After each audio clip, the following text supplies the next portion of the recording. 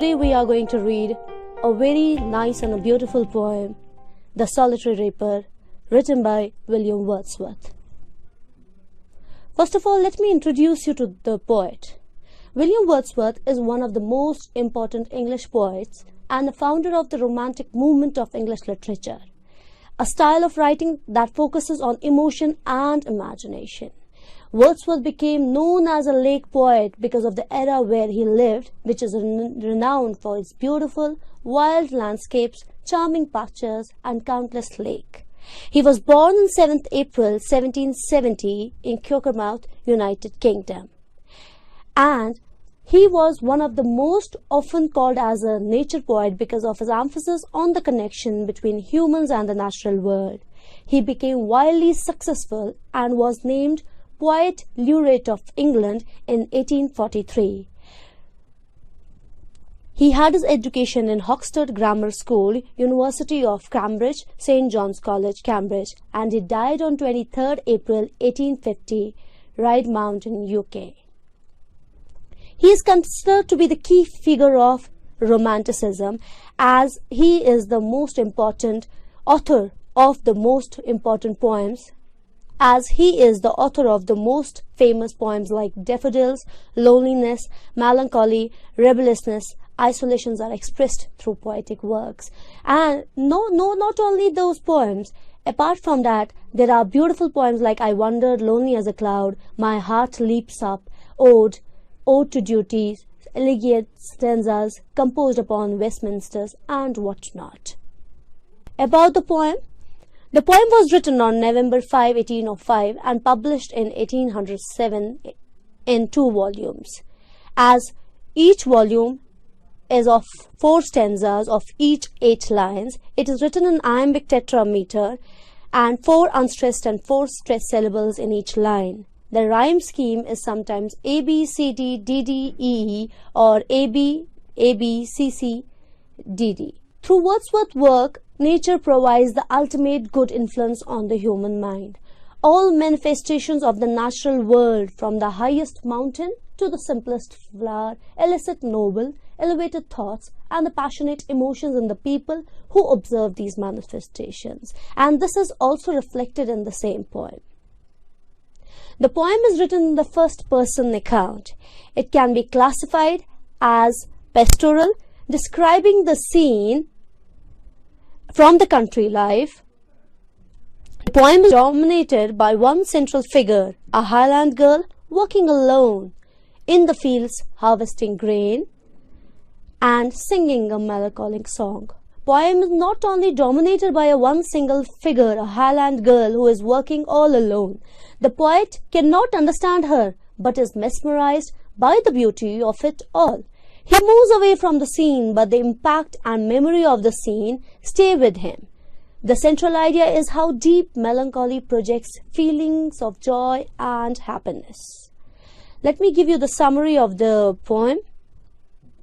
The poem begins from the outsider perspective, Wordsworth, and moves to the insider perspective, the girl, who is the solitary reaper, and then back to the Wordsworth again. So altogether in the poem, there is a relationships that are established in the poem between the poet and the reader, the poet and the girl, the reader and the poet. The poem is the effort to recreate the whole scene in which the maiden is the central of the natural world.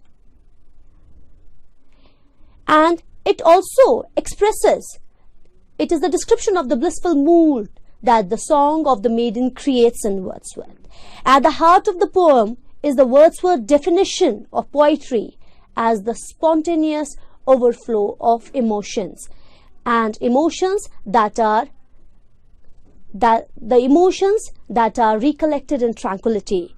He emphasizes his poetic values through the poem by creating this beautiful scene in the rustic, natural setting and by choosing a simple, rustic girl. The language of the poem is natural and simple. So let me read out the stanzas to you first. Behold her, single in the field, yon solitary Highland lass, reaping and singing by herself. Stop her, or gently pass. Alone she cuts and binds the grain, and sings a melancholy strain. Oh, listen, for the vale profound is overflowing with the sound. No nightingale did ever chant more welcome notes to weary brands of travellers in some shady haunt amongst Arabian sands. A voice so thrilling never was heard in springtime from the cuckoo bird, breaking the silence of the seas among the farthest Hebrides. Will no one tell me what she sings? Perhaps the plaintive numbers flow for old, unhappy, far-off things and battles long ago. Or is it of some more humbly familiar matter of today? Some natural sorrow, loss or pain that has been and may be again. Whatever the theme, the maiden sang, as if her song could have no ending. I saw her singing at her work and over the sickle bending. I listened, motionless and still, and as I mounted up the hill, the music in my heart I bore, long after it was heard no more. So let me give you the detailed explanation. It is a description of the blissful mood that the song of the maiden creates in the Wordsworth. Now the poet says, behold her, single in the field, yon solitary Highland lass. The beautiful girl is working alone in the cotton fields of Scotland, the Highland. Lass here is a maiden, a young girl. Yon is from yonder. It means she is all alone. Reaping and singing by herself. Stop here or gently pass. Reaping is to cut grain from harvest with sickle or reaper. Poet describes her movements and actions. She is reaping and singing at the same time. But she sings for no one in particular. Her movements are fluid, light and gentle. She is oblivious of her surroundings and only engrossed in her work. Her loneliness is emphasized through repetition of words, also in the title. Poet urges not to disturb her in her work and singing. He suggests that one should either watch her or gently pass from the scene. Alone she cuts and binds the grain and sings a melancholy strain. Grain is the fruit of a cereal grass, and melancholy means sad. Oh, listen, for the vale profound is overflowing with the sound. So, strain here is the tone or the tune. For this, in this stanza, the poet talks about the sense of loneliness is attached to the whole scene. It gives the impression that the girl is removed from the outer world, and there is a sense of joy and respect for the girl and her song, as the Wordsworth remark, oh, listen. No nightingale did ever chant more welcome notes to weary bands of travellers in some shady haunt among Arabian sands. Chant is a simple melody or song sung repeatedly. Notes are the musical notes that are sung. Weary bands are tired travellers, and shady haunt is like an oasis in the desert, a paradise for the travellers of deserts with date trees, water and birds. The poet is all praises for the tune of the song. The poet is unable to understand the language of the song, because the poet says that no nightingale did ever chant in such a beautiful voice. He considered nightingale to be the most beautiful, having a most beautiful voice. The quality of the voice of the reaper is compared to that of the nightingale, and which is giving the refreshment to the tired travellers who come far away from the Arabian desert. Wordsworth compared the girl's song and its musical quality with that of the nightingale's song. He feels that the maiden's song even surpasses the song of the nightingale as it heard in the Arabian deserts by the tired travellers. This bird is famous for her song. Its sound is loud and louder when in urban environments in order to overcome the background noise.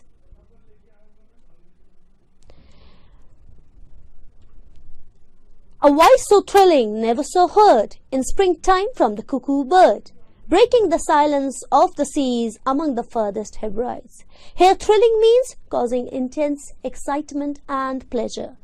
Cuckoo bird is a solitary bird that seldom occurs in pairs, generally known as shy bird, more often heard than seen. Cuckoos call in Europe, is regarded as the first harbinger of spring. Hebrides are the farthest islands of the mainland Scotland. In these lines, the Wordsworth is comparing the song of the Scottish maiden to the song of the cuckoo bird, breaking the silence of the seas in the Hebrides. The song of the cuckoo bird is associated with the return of life, vitality and spring after the harsh winters. Will no one tell me what she sings? Perhaps the plaintive numbers flow for old, unhappy, far-off things and battles long ago. Plaintive refers to the sad music of the song. Wordsworth here wants to know the content of the song, what she is singing. He may guesses as he cannot understand the language. She may be singing about old, unhappy, far-off things or old battles. Her song is not about that she is not happy, or she is not singing a love song. The music gives Wordsworth the ideas. Or is it some more humbly familiar matter of today, some natural sorrow, loss or pain that has been or may be again? Humbly is a sad song. Wordsworth wonders again what the song may be about and connects the past, present and future, and emphasizes as again or pain or loss, because eventually he is feeling that she is singing about something that she is feeling sad. She is singing a song that is relevant to sorrow, loss or pain. Whatever the theme, the maiden sang, as if her song could have no ending. I saw her singing at her work and over the sickle bending. Sickle is the instrument to cut grass, a curved blade. Wordsworth emphasizes the beauty of the song and its power to lure. The song appears not to have an ending. I listened motionless and still, and as I mounted up the hill, the music in my heart I bore long after it was heard no more. Wordsworth described two effects of the song on him. He stood motionless and still, entranced by the beauty of it. He moved away but carried it in his heart. So he concludes that if he cannot derive the meaning of the song, but he can keep that in his heart. He is not interrupted by any other things happening around, but he is carrying that music in his heart. That's why he stood motionless and still. So the themes is simply talking about the recollection and the role of memory in creation of art. The speaker asks the readers to listen carefully to the Scottish girl who is singing by herself and reaping alone in the field. The speaker becomes enamored with both the girl's voice and the meaning of the song. He insists she sounds better than the birds of the springs. So there is a close association with nature. Nature as the source of serenity and peace, as there is a simplicity and the purity of the rustic life that is not burdened with the miseries of urban industrial life. So there is a recollection and the role of memory in creation of art. Both have a pleasant effect on the poet. So there are certain poetic devices that are used in this poem. The poem is broken into 4 8-line stanzas, 32 lines total. Most of the poem is in iambic tetrameter. There is a 2 rhyme schemes here, A, B, C, D, D, D, E, A, B, A, B, C, C, D, D. There is meter, there is imagery, we have hyperbole, breaking the silence of the seas, alliteration, repetition of the alphabets, more welcome notes to the very bands. Analysis. The language of the poem is simple and close to the language of common people. The setting of the poem is rustic and emphasis is on the girl's isolation from the world. Thank you.